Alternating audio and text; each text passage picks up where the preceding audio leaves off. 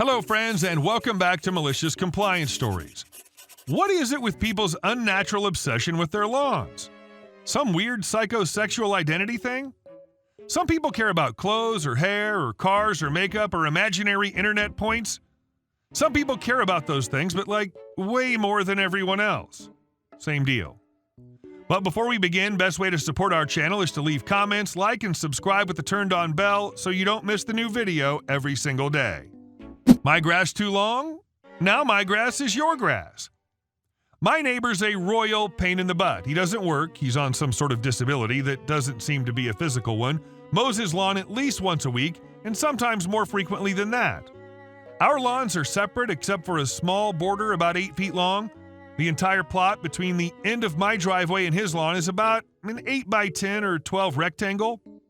The rest of the border is a small wooded island between, so we only touch grass at the end where the street is. He had his property surveyed soon after I moved in because I was mowing slightly over the line, and the survey stake with the flag has been there for the last 5 years.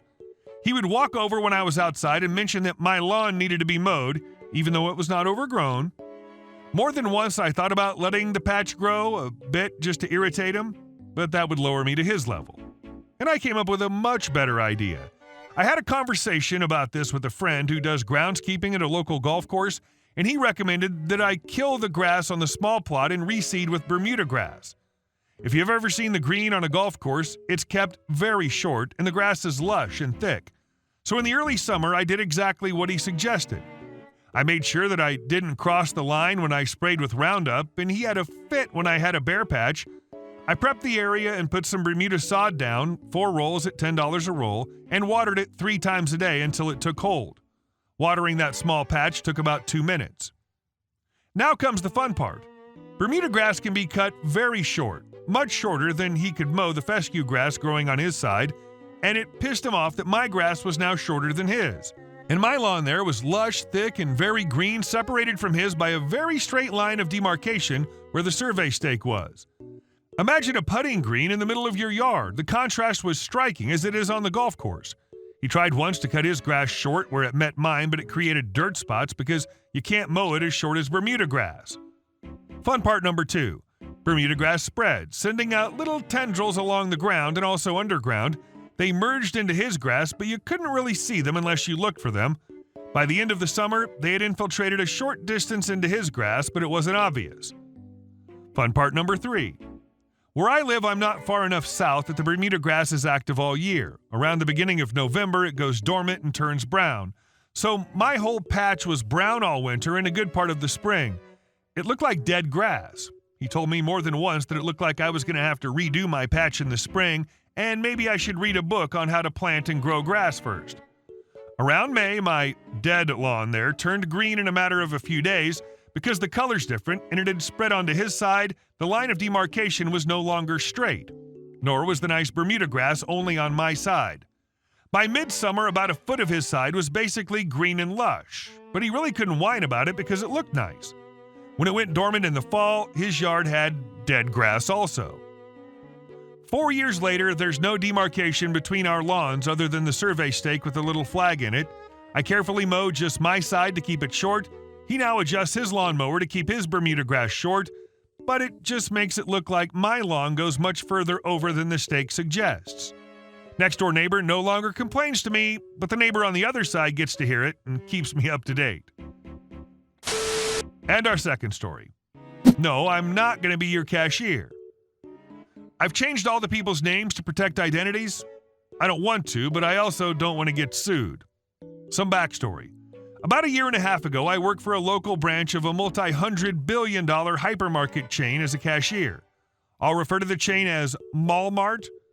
Now, Malmart was a great place to work for a 17-year-old kid at the time. I had some good laughs, great friends, made $11 an hour, which was great compared to the state minimum wage of $8.50 an hour I made at a local theater chain I'll call Cinemax, not related to the cable network/TV channel Cinemax. It was overall as good as working retail can get. I quit after 6 months because I shipped off to college, which I also went to for 6 months. I've since returned to my hometown and live with my parents. I'm only 18 and I'm working towards moving out now, so don't judge me for being a basement dweller. I always go back to Walmart when I need something since it's only a mile away from my house. I've been back home for about 6 months and have gone to Walmart a few hundred times. Now on to the story.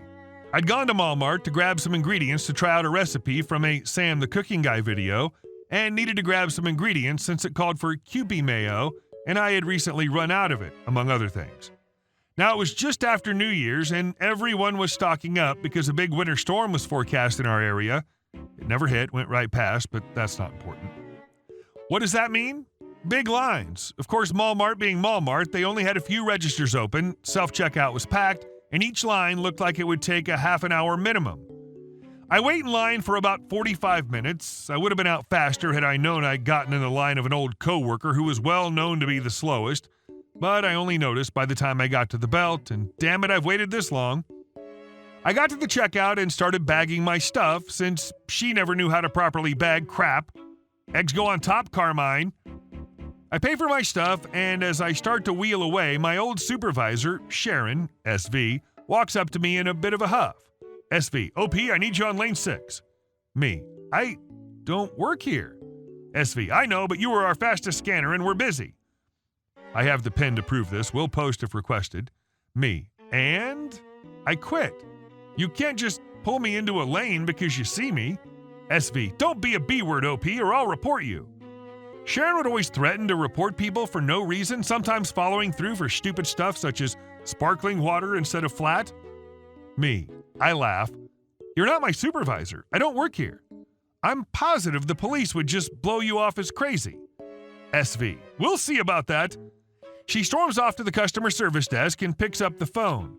I shrug and start to walk off to the exit. As I get close, I hear my name on the radio of one of our security officers, SO. SO, OP? Me.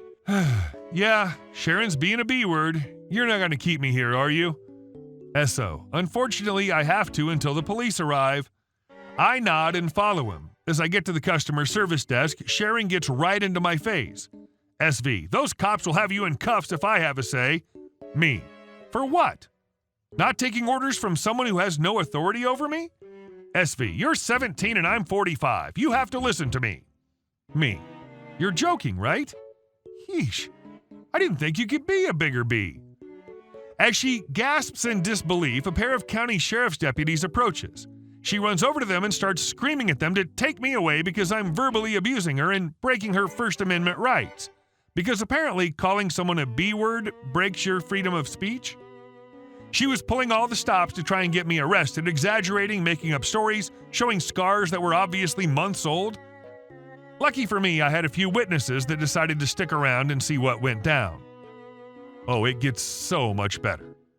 This B-word figures out that I've won, turns around and slaps me right across the face right in front of the officers. I think I lost a few brain cells just from the contact. Of course, the police officers drag her away. I'm pressing charges for assault and harassment. She's also getting charged for disorderly conduct and obstructing justice as she tried to run from the police car. Edit. I forgot to mention she did refuse to pay me because it'd be too much paperwork for an hour of pay. Also, I'm not going to sue the security firm. The guy was hired by Walmart and one of their managers told him to detain me. Didn't give them a reason from what I know, just told them to, and they did. He was just doing his job. I think it's safe to say Sharon no longer works at Walmart. And our last story. My mom rented out her condo to a mom and daughter 23 years ago. Roughly 23 years ago, my mom moved in with my father. She decided to rent her old condo to a friend who was a single mom who was going through some troubles at an extremely discounted rate. My mom passed away a year and a half ago, leaving me this condo and our family home. I want to move on and move closer to my wife's family out in Calgary. Unfortunately, this condo is a sore sticking point as I'm now responsible for the upkeep and management of the unit. Frankly, the rent that's being paid for this unit is so stupidly low, it's not changed in 23 years, that I'm losing roughly $500 a month on utilities and condo fees and insurance alone right now. About 3 years ago, the mother who was renting the condo passed away. Her daughter, who's now mid-20s, occupies it. She unfortunately suffers from a few mental disorders. She has some sort of caseworker with Ontario's equivalent of the APS. 6 months ago, I went to the daughter and offered her the deed. She refused to accept it, instead wanted $250,000 to accept the deed. The unit's been completely and utterly destroyed by her, broken doors, holes in the wall. The daughter knows the rules for the LTB extremely well, and if something isn't working right or I can't get it fixed fast enough, she reports me to the LTB. I paid for new appliances less than 2 years ago, and she's destroyed them. For example, 4 months ago, she claimed the fridge was broken. I hired a repairman, who she kept denying entry until I was present. Repairman said the fridge door was forcefully broken off, most likely by forcing it the other way. I've tried to get her evicted via the LTB on the reasons she's destroying the unit, only to be rejected that I cannot remove someone who's mentally unwell and is on some sort of disability stipend. I'm tired and frustrated by this. Me and my wife just want out and are willing to just forfeit the money. But as far as I can tell, I can't just stop managing the property. Update: we've decided to sell the property. We warned potential buyers in advance about the current problems with the tenants and their history. The new owner bought it at a bargain price. He'll sort out the headaches himself.